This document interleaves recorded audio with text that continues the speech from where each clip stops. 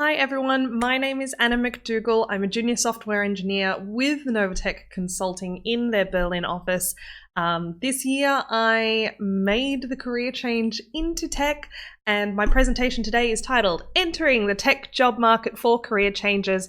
I'm very excited to be part of FemTechConf, and hopefully I give you lots of really useful practical tips in this presentation that can help you get your first job in tech as well from something different. So let's talk about it. Let's go.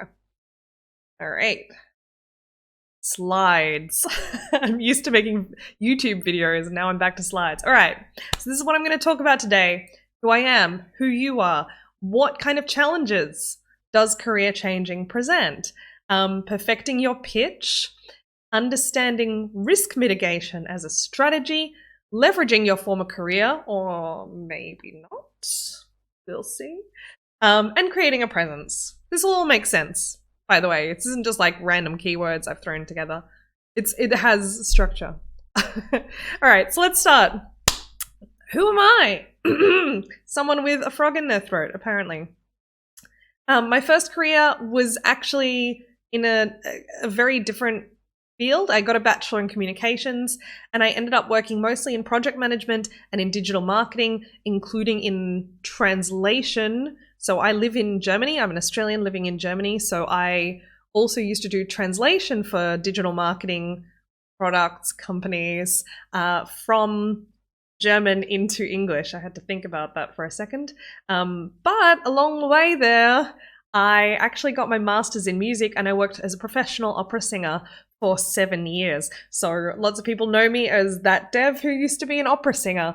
That's part of my identity. It's a big part of who I am as a person.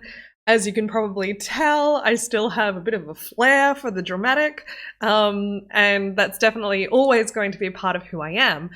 However, this year, I began my work as a junior software engineer at Novatech's Berlin office, and I'm also the trainee technical lead for Novatech's Talent Hub.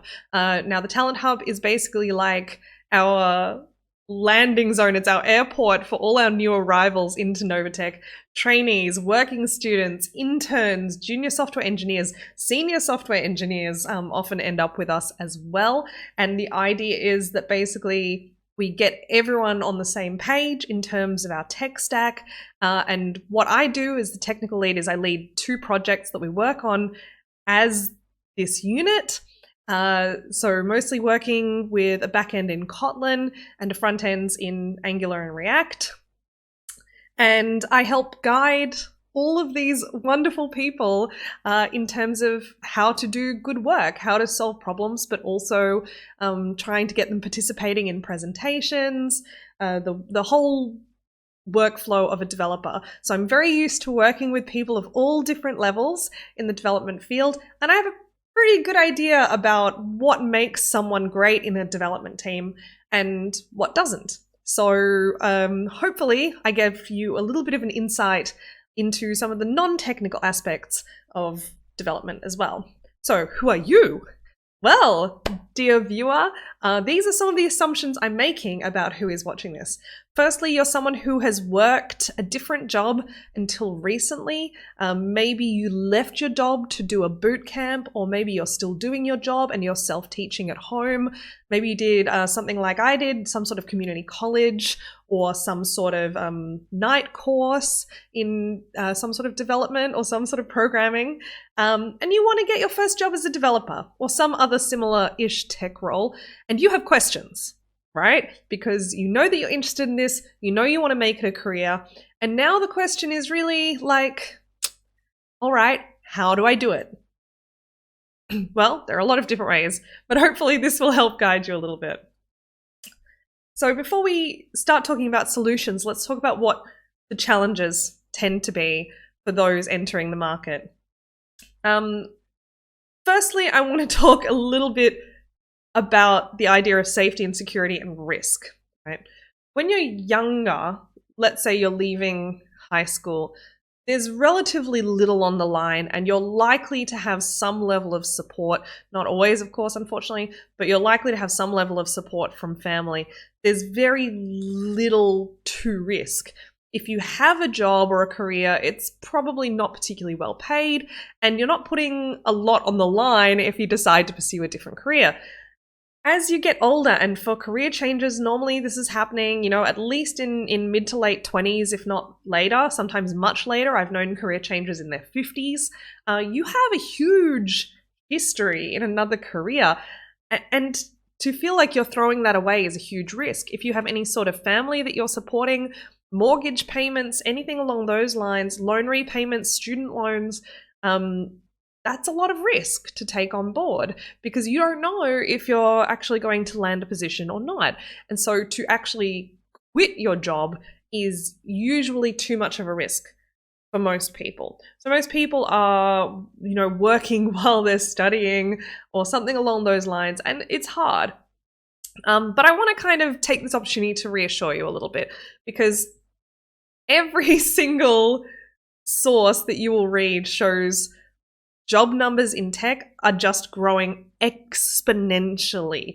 Ask any recruiter working in the tech sector, and they will tell you that it is extremely difficult to find what they call senior talent. And by that, usually they mean someone with 4 or 5 years experience.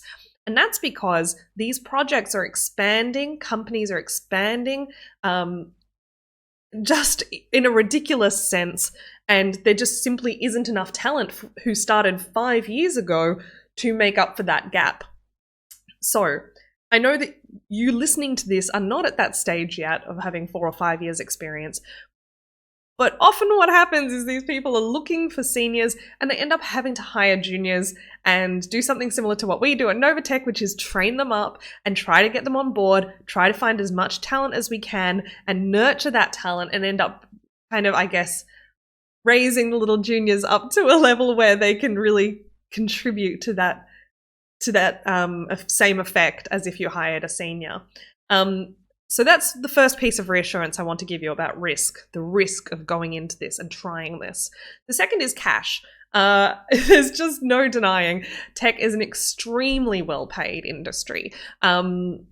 Especially if you're in the States, it's very well paid. Admittedly, cost of living is also higher there. But with the advent of remote work, that also opens up some opportunities in that regard.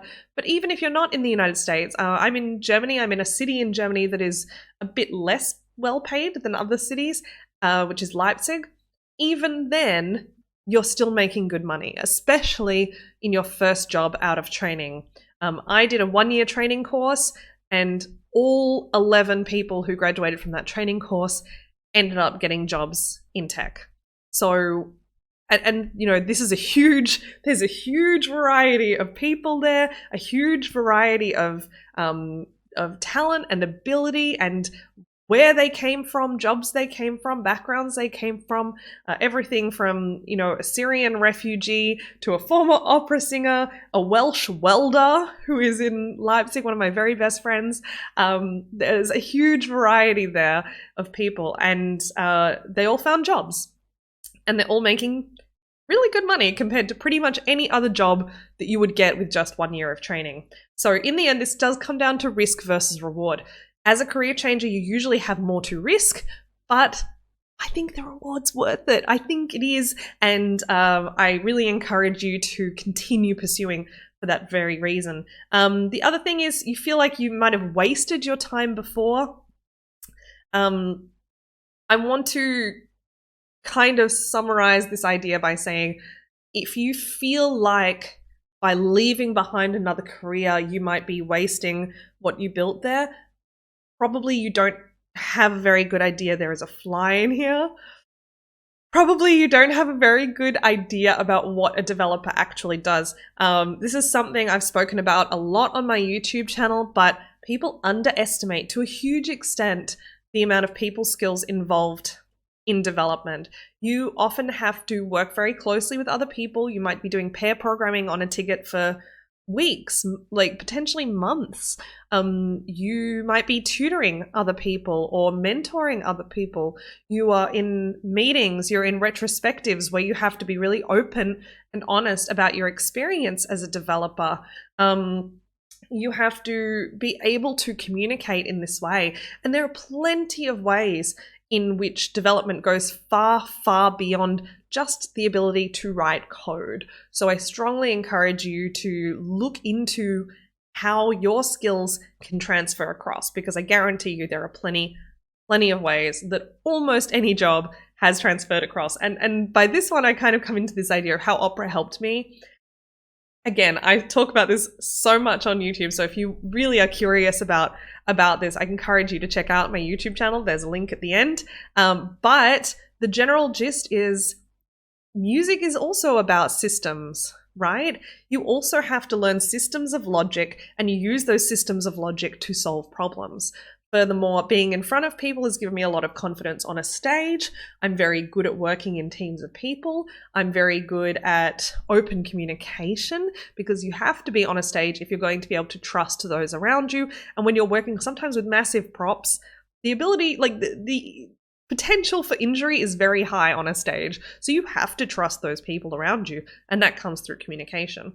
So those are just a few little, samplers of the ways in which Opera has helped me as a developer, but there are so many other ways, and I'm sure that you can find similar ways to connect your career. So of course the natural next question is, so should I be talking about my career in interviews and on my CV and on my portfolio? And that's a great question. I'll talk about it later. So let's keep going. I always overtalk, so I'm trying to rush through this, but I hope you can all follow. Let's talk about the elevator pitch. If you haven't heard this term before, it's a very simple idea. It stems from marketing. There are lots of different varieties of scenarios that people use to explain the elevator pitch, but this is the one I'm going to use for you.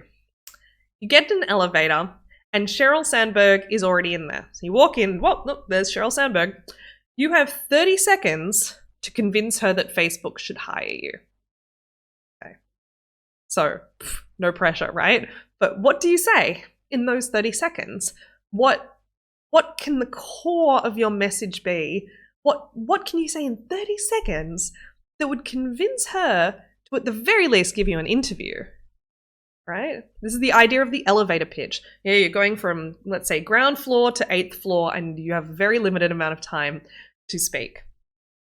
All right, so let's talk about perfecting your pitch. It's a little bit of an opera joke there. If anyone appreciated it. So I put here, this should form the basis of everything. This should form the basis of your CV, the basis of your portfolio, the basis of your social media profiles, the basis of your LinkedIn. Every single thing you do should be based around this elevator pitch idea. So what do you include in an elevator pitch? How do you make an elevator pitch compelling? Well, of course, there are so many different ways to do it, but I'm going to suggest a really simple way of building an elevator pitch.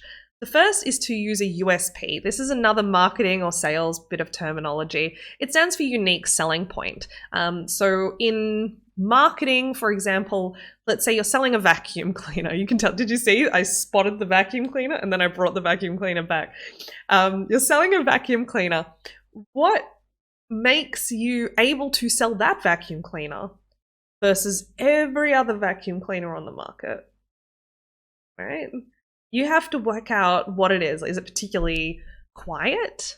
Is it particularly powerful? Does it work on every surface? What is the core unique selling point of that product? And that forms the entire basis of your marketing strategy often, very often. So that's the first thing you should lead with, right? In your elevator pitch. Your unique selling point should always be the first point. In my case, it's usually the fact that I used to be an opera singer. That's something that people go, oh, you're an opera singer in software engineering? How does that work? It makes people curious. So that's one of my big things. Then I say your 3 brand words. I know lots of people hate thinking of themselves as a brand. I kind of hate thinking about myself as a brand, but the simple fact of the matter is that sales and marketing techniques exist because they usually work, and it's worth borrowing from these ideas to create something that is compelling to other people. But it has to be grounded in truth. This is something I am a strong believer in.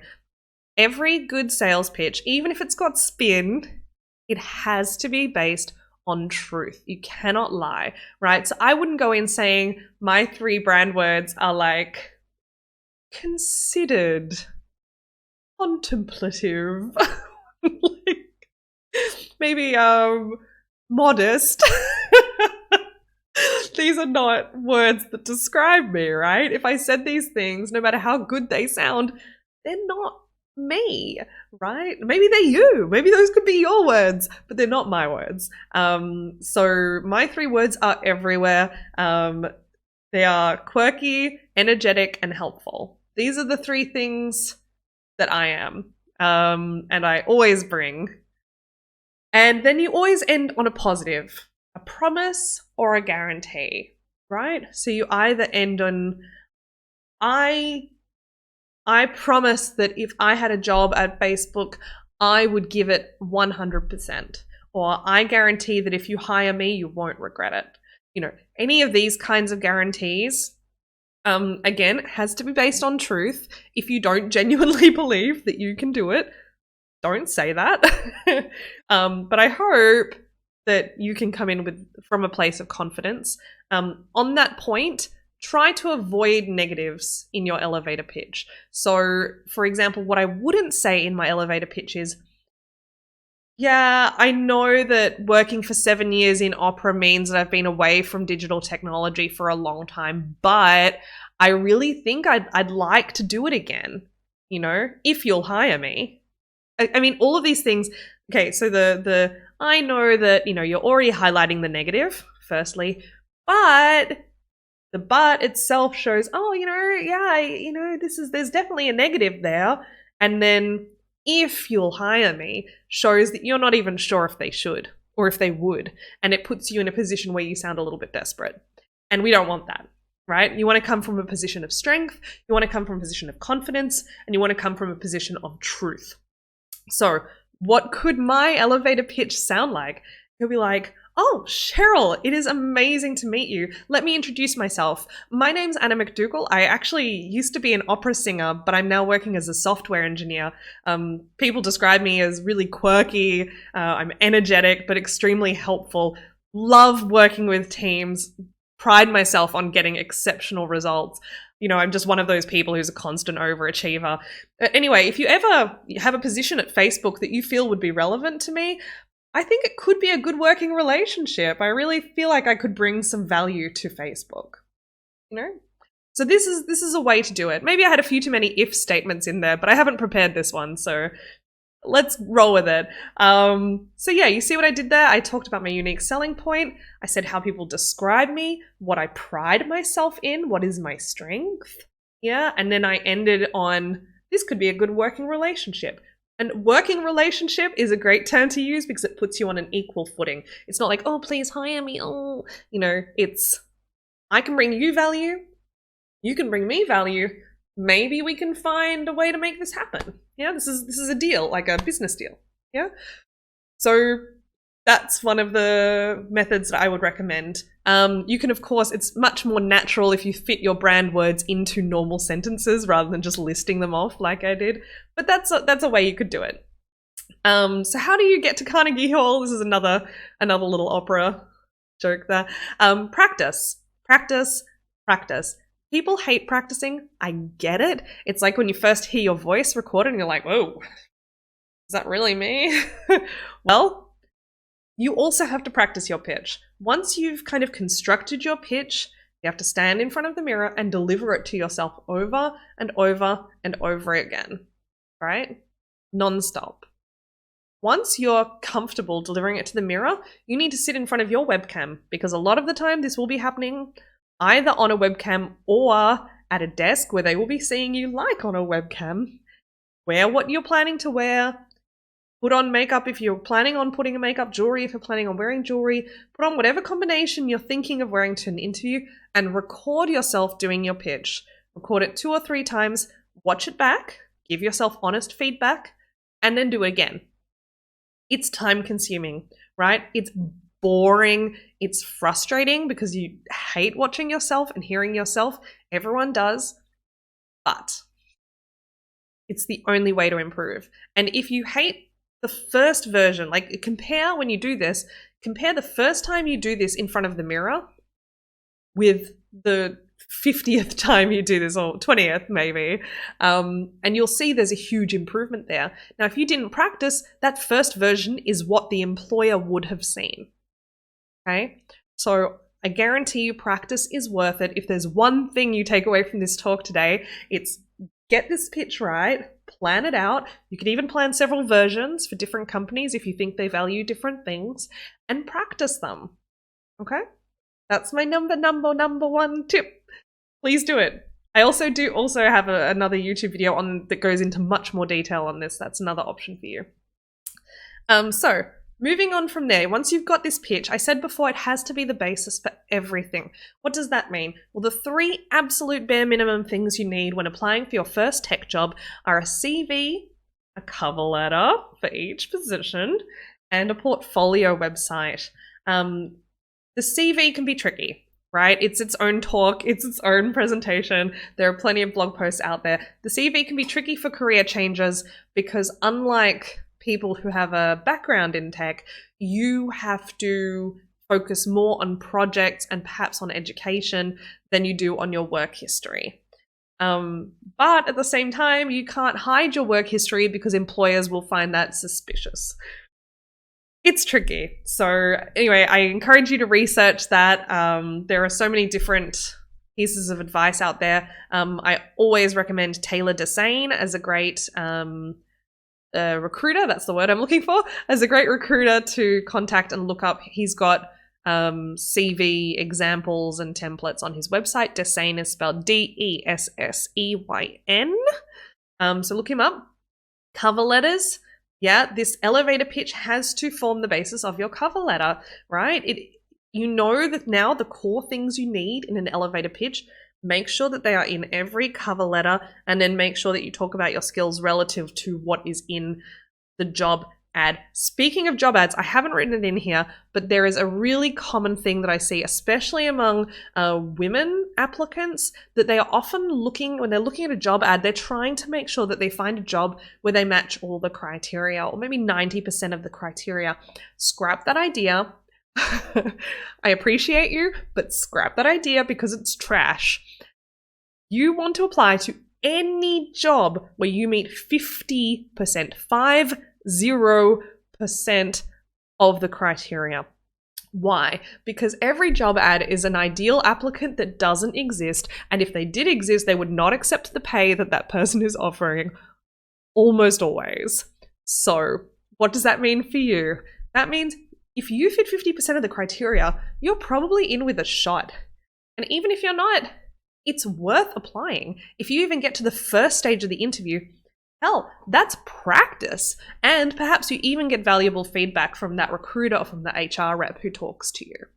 Okay? 50%. Not 60. Not 55. 50% of the criteria. Then you apply. Portfolio websites, again, I have a video on this, but there are lots and lots of different ways to do portfolio websites. But again, those 3 brand words should be in there. You should be treating this like marketing your vacuum cleaner, right? What is your unique selling point? Have that strong, right? One of the things that was unique about me was my ability to present. My portfolio website had a video of me introducing myself. That was something I'm good at. It's something that I pride myself in. And so it was there, right near the top of my page. In fact, I might still be. I don't think it is actually. No, I removed it because now I've updated it because I'm an employed woman. But yes. Now, the other thing I want to talk about here, and I said earlier, risk mitigation as a strategy. Why is it hard for career changers, or harder, let's say, for career changers to find jobs than computer science degree graduates? It's not just because they've been studying for 3 or 4 years and you've been studying for 1 or 2, right? It's because almost everyone who is at a senior level in tech right now has that degree. So they trust it. They trust themselves and their own abilities. They trust that background that they had. So they often look for it in other people because it represents low risk. So you as someone who does not have that, I assume, since you're watching this, you have to try to show why you're not a risk or why you're a risk worth taking. I've put here risk mitigation, right? Now, references, yeah, people who can say, I like working with this person, they're awesome, they're so smart, or they show so much potential, or they always take the initiative, they always want to learn more. Anyone who can say this stuff about you, use LinkedIn references. I've got a talk coming up in this conference as well about getting a tech job with LinkedIn. Use that, use all those tips. Experience via freelancing or volunteer work. If there's any way you can gain practical experience and you can afford to do that in your circumstances, take it. Technical expertise with projects. Put out 3-4 good, solid, finished projects. I was going to say products. Projects that show what you can do. Connect the dots with blog posts, videos. So, for example, people might hear, oh, she's an opera singer who's a developer, and they might see my technical expertise, but they haven't connected those two things, right? So I have a lot of content out there back from when I was job searching or even just thinking about a job where I was talking about what I learned from being an opera singer into being a developer. You know, these are things I presented at conferences. These are things I talked about on YouTube. These are things I wrote about in my blog, just to really hammer home to people that these two are not as different as they might seem. And then use numbers. Any sort of numbers you can. Did you work as a store manager at McDonald's and you sold the most burgers in March 2019 than had ever been sold in a month in the last 10 years previous? Amazing. Use that in your resume. People appreciate numbers even if they're not directly related to what you're doing. The other thing I kind of smoothed over there is that people want to hire you. They are looking for employees. They want new team members. So don't come in from a position of weakness. Come in from a position of confidence. They are looking for someone. You're looking for a job. Could it work as a working relationship? Treat job interviews as business meetings. Can something work here between us or not? Yeah. It has to come from both sides. I'm kind of running out of time, but I'm just going to go over because, I don't know, I guess I'm a talker. So when should you leverage your former career and when should you not? I would say go all in on anything that is STEM. Yeah, so this means like if you worked as a nuclear physicist. Okay, nothing to do with tech or coding or programming, but people who are in programming are likely to appreciate the STEM field. So anything in STEM you can leverage. Any connection to coding or tech at all. One of the things I always spoke about when I was interviewing was the fact that in my digital marketing job, I used HTML and CSS to edit our blog. Now, I did not do that a lot, but it was a small part of my job. So I mentioned it. Was I a front-end developer? No. I was very honest about what I did if anyone asked, but I did use it. It's been there as part of my job. If you've got a unique but well-known job, so again, like mine, an opera singer, that's quite a good one because you can use it as a hook to get people's interest. Or if you have anything applicable to project management, leadership, or training others, it's good to remember that usually a senior developer is not just senior at coding.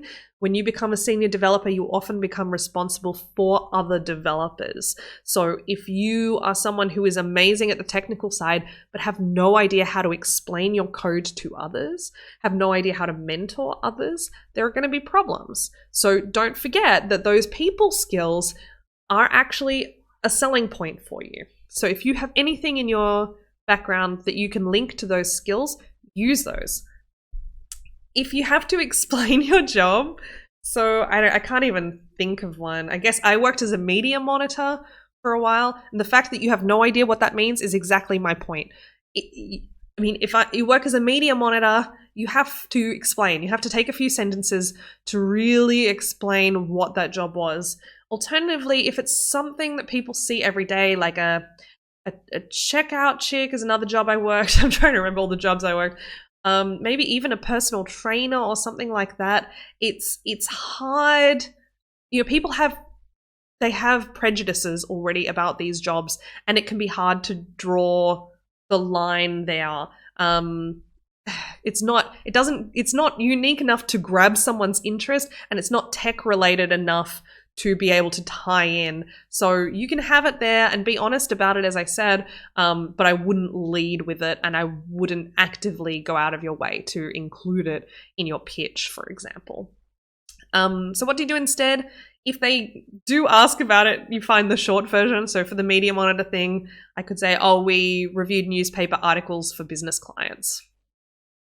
I mean, there's a lot of questions still there, but it's a short version. So you can kind of just get it out of the way and move on to the stuff you want to talk about. And what do you want to talk about? You want to focus, rather than on your work history, you want to focus on potential. I've learned this. I found that I learned it really quickly, or I found that I have a real talent for, I don't know, the design side, or I have a real talent for the logical side of programming. Whatever it is that really grabs you about programming, focus on that. Focus on the areas of potential that you have and push those things. Yeah. Creating a presence. Yeah, we are over time. Oh well.